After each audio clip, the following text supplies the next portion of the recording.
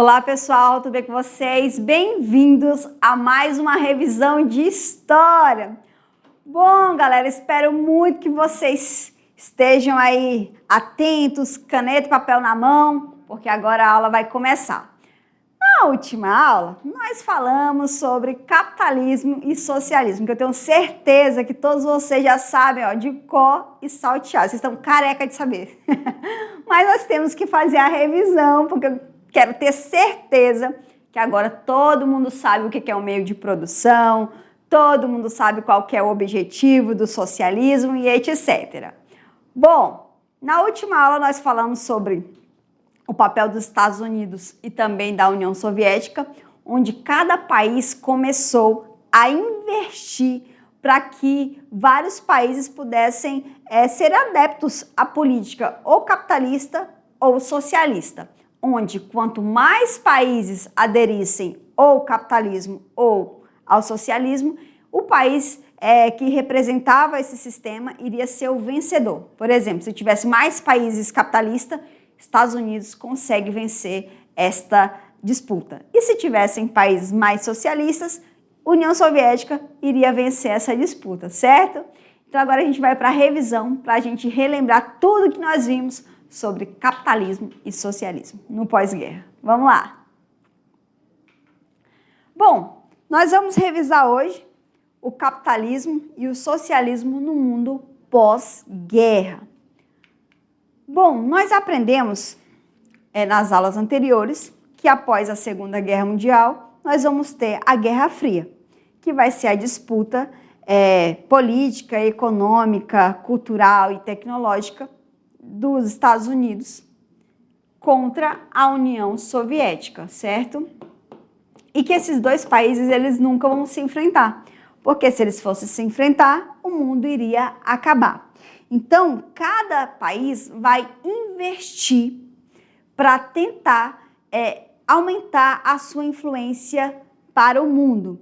Pessoal, essa influência foi tão forte que no Brasil, como eu havia falado nas últimas aulas, vai ser implantada uma ditadura aqui, para evitar que o socialismo seja implantado no Brasil.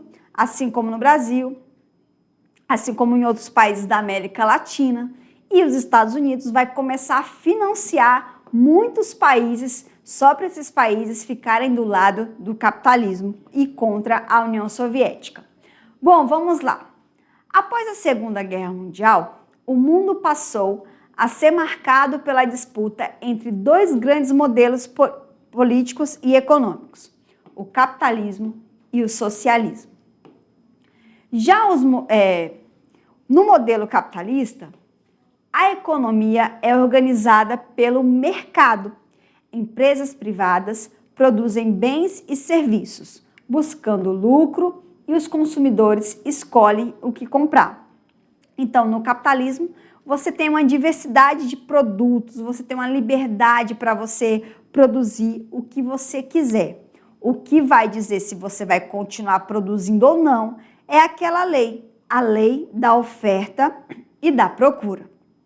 Já no modelo socialista, defendia que os principais meios de produção, como fábricas, terras e indústrias, deveriam pertencer ao Estado ou à coletividade. Quer dizer o quê? Que agora as pessoas não vão mais poder ser dono de fábricas, terras e indústrias. Quem vai administrar isso e dividir o lucro com toda a sociedade é o Estado, certo? Então não tem mais propriedade privada no modelo socialista. Bom, após a guerra, muitos países capitalistas perceberam que era necessário reduzir as desigualdades sociais. O objetivo do Estado de bem-estar social era garantir melhores condições de vida para a população e evitar o avanço das ideias socialistas. Com isso, o Estado ele vai passar a investir em quê? A investir em educação, em saúde pública, vai trazer agora o que nós chamamos de salário mínimo para esse trabalhador se sentir menos explorado, o que ele não vai deixar de ser até hoje, certo? Tudo isso para que os países não se tornassem socialistas, já que o socialismo ele traz essa política de igualdade social e o fim da exploração. Nos países socialistas, por outro lado, o Estado já tinha um papel central na organização da economia. O planejamento estatal definia metas de produção, investimentos e distribuição de recursos. Então, nos países socialistas, você não tem essa liberdade econômica. O Estado é quem diz o que você deve produzir, quanto deve ser produzido e o que deve ser produzido, certo? Você não tem liberdade para você fazer nenhum tipo de produto se o Estado ele não permitir. Mas apesar das diferenças, tanto nos países capitalistas quanto no socialista, o Estado passou a ter um papel importante na economia no período pós-guerra. No Ocidente, ele atuava regulando e oferecendo políticas sociais. No bloco socialista, ele controlava diretamente a produção e a organização econômica. E aí nós vamos ter também a propaganda ideológica, que vai ser, o que é uma propaganda ideológica? É a tentativa de convencer as pessoas de que modelo econômico X ou Y era melhor. Durante a Guerra Fria, capitalismo e socialismo disputaram influência em várias partes do mundo. Cada bloco procurava convencer os outros países de que seu sistema político e econômico era superior.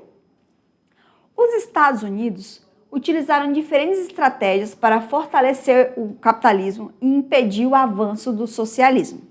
Um exemplo foi o Plano Marshall, que ajudou a reconstruir a economia da Europa Ocidental após a Segunda Guerra. Esse Plano Marshall é aquele plano que vai oferecer muito dinheiro para os países europeus se reconstruírem.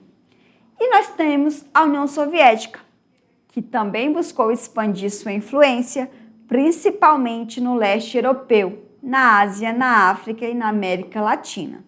Países que adotavam governos socialistas muitas vezes recebiam apoio político, econômico ou militar do bloco soviético.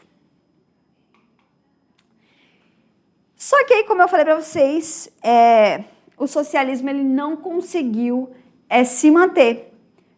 E aí vai chegar ao fim, o símbolo maior, que é em 1991, que é a União Soviética. Então, com o passar do tempo, tanto o capitalismo quanto o socialismo enfrentaram desafios e crises. Nos países capitalistas, ocorreram períodos de recessão econômica, desemprego e desigualdade social. Já nos países socialistas, a forte centralização do poder político e econômico também gerou problemas. A falta de liberdade política, a burocracia estatal e as dificuldades econômicas em alguns setores da economia provocaram críticas e insatisfação em parte da população. A partir da década de 80, o sistema socialista começou a enfrentar uma crise profunda. Reformas políticas e econômicas foram tentadas na União Soviética, mas o sistema não conseguiu se manter. E em 1991, a União Soviética foi dissolvida, marcando o fim da Guerra Fria. Bom, agora eu tenho certeza que todos vocês sabem o que é capitalismo e socialismo. Então, além da atividade de hoje, você vai chegar na sua casa hoje e vai explicar o que é capitalismo e socialismo para quem mora com você, certo? Para ver se realmente você está craque. Eu tenho certeza que você está, porque a gente fala isso aí desde lá da primeira unidade, certo? Bom, gente, agora que nós falamos sobre toda a revisão de capitalismo e socialismo, mais uma vez, chegou aquela hora que é para a gente mostrar que a gente sabe. Chegou a hora da nossa atividade, então vamos lá.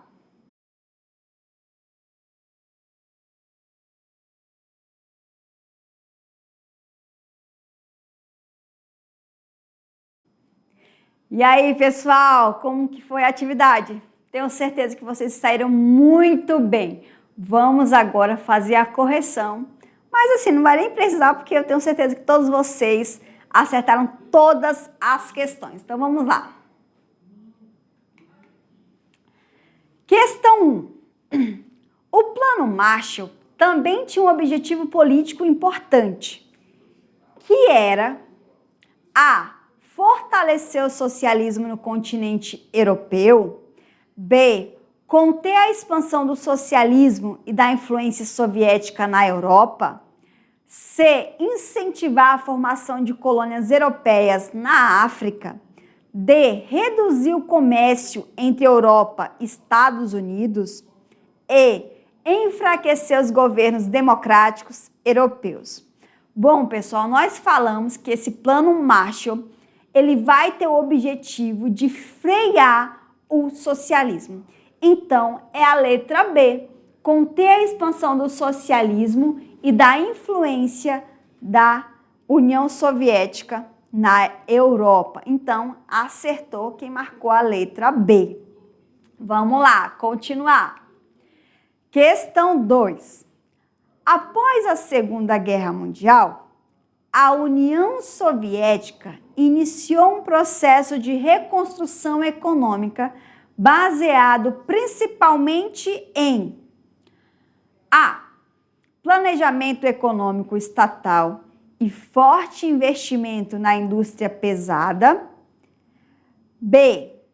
Privatização das empresas e abertura ao mercado internacional. C. Redução da produção industrial para priorizar o comércio exterior. D. Dependência econômica dos Estados Unidos. E E. Descentralização da economia e fortalecimento da iniciativa privada. Então, acertou quem marcou a letra A. Planejamento econômico estatal e forte investimento na indústria pesada. Então, você acertou, isso mesmo, letra A. Vamos continuar. Questão 3. A corrida espacial foi uma importante disputa tecnológica entre Estados Unidos e União Soviética durante a Guerra Fria. O primeiro satélite artificial lançado ao espaço foi... Vamos lá. A. Sputnik 1, lançado pela União Soviética. Apollo 11, lançado pelos Estados Unidos. Challenge, lançado pelos Estados Unidos. D. Soyuz, lançado pela China. E E. Discovery, lançado pela União Soviética. Bom, essa aí tá treinando meu inglês, pessoal.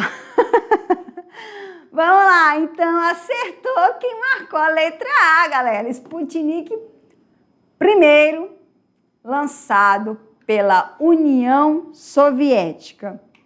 Bom, depois de ter falado inglês aqui para vocês, certo?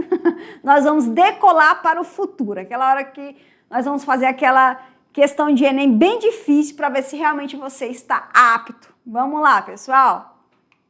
Questão 4. Durante a Guerra Fria, 1947-1991, Estados Unidos e União Soviética disputaram influência política, econômica, tecnológica e cultural em diversas partes do mundo. Essa rivalidade não se limitou ao campo militar, mas também se manifestou na produção cultural, na propaganda ideológica e no avanço científico e tecnológico. A chamada corrida espacial tornou-se um dos símbolos dessa disputa, com cada país buscando demonstrar superioridade tecnológica e científica. Em 1957, a União Soviética lançou o Sputnik I, o primeiro satélite artificial da história, causando grande impacto internacional. Posteriormente, em 1961, o cosmonauta soviético Yuri Gagarin tornou-se o primeiro ser humano a viajar ao espaço. Em resposta, Estados Unidos intensificaram seus investimentos em tecnologia espacial e, em 1969, realizaram um feito histórico com a missão Apollo 11, que levou os primeiros astronautas à superfície da Lua. Nesse contexto, a corrida espacial pode ser interpretada como A. Uma cooperação científica internacional entre países capitalistas e socialistas. B. Um projeto exclusivamente voltado para pesquisas científicas sem relação política. C. Uma estratégia de propaganda e demonstração de poder tecnológico entre as superpotências. D. Uma tentativa de reduzir as tensões políticas entre Estados Unidos e União Soviética. E. Um conflito militar direto que ocorreu no espaço entre os dois países. Bom, apesar do enunciado ser gigante, a resposta é simples, pessoal. Letra C. Uma estratégia de propaganda e demonstração de poder tecnológico entre as superpotências. Ufa! E aí, galera? Se deram bem? Tenho certeza que sim! Que bom! Agora eu vou te dar, assim, uma folga, porque a nossa aula termina agora. Mas não fica triste, a aula que vem estou de volta. Então é isso, pessoal. Espero muito que vocês tenham entendido, que vocês tenham acertado tudinho, certo? Então, um grande beijo e até a próxima aula.